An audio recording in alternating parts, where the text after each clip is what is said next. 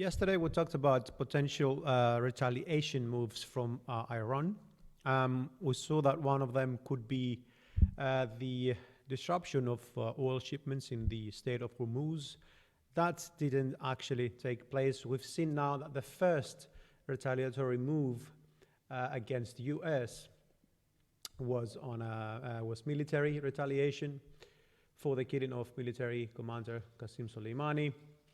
Iran launched a dozen of ballistic missiles at US forces in Iraq, and that seems to have, of course, supported the prices of oil and gold as well. Gold moved to an 8-year high, also to a fresh level, taking out the 1600s psychological resistance. Oil also moved. Let me just have a quick look. Oil also moved up to the near to the 66 level without having taken it out. Gold seems to be a little bit stronger, to be honest. We are expecting the EIA today as well for the oil. So that might be one of the reasons that the earlier gains in oil were discounted very quickly. Gold, on the other side, still remains bullish, biased to the upside, right? Which seems to suggest that prices may remain at these high levels until further clarity is given. We are remaining still above the 1555 after this retest, and we have a very good hidden divergence on the bullish side. Of course, on the MACD, that supports another move to the upside. Now, of course, the question here is, where is this move going to end? Well, I've simply pulled my Fibonacci extension over here. The 61.8 extension between waves 2, 3, and 4, brings us to the 1626 level, right? Now, keeping in mind that this I see as wave 3 of the intermediate degree, right?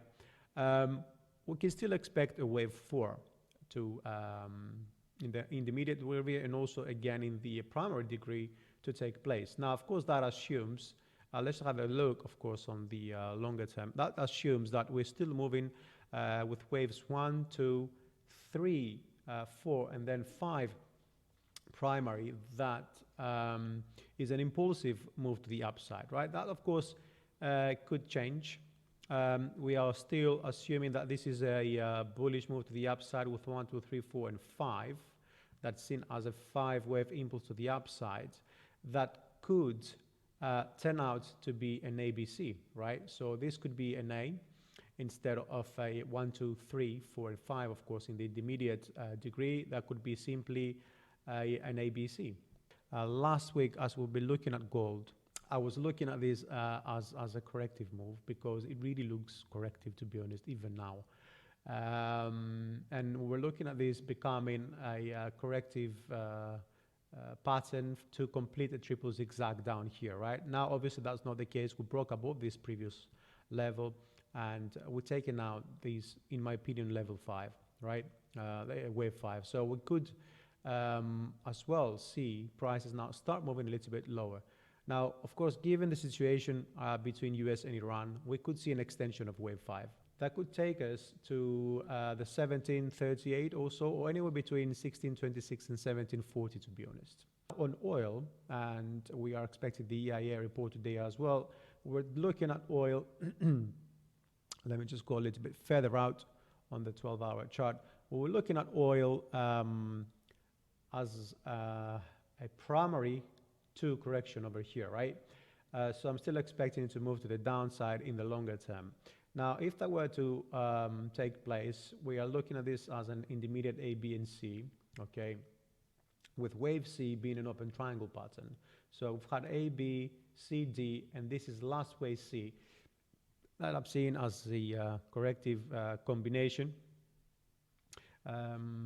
between of this last move actually to complete primary wave 2 and also intermediate wave C. So in case since we broke above the 61.8 extension over here, right, we probably could be looking now to get into the extension of the 78.6, which is the 6960 or so. So this is also the 78.6 Fibonacci retracement of this move to the downside, right? So this makes it a very good confluence level. So I am expecting oil to move a little bit higher. This move to the upside would take this ascending trend line out, right? And would most likely find a nice confluence level over here, trend line, and also the two Fibonacci's, the retracement and then extension that would complete wave two. And then we should be looking for prices to start moving lower, at least in the medium and maybe even the longer term, with first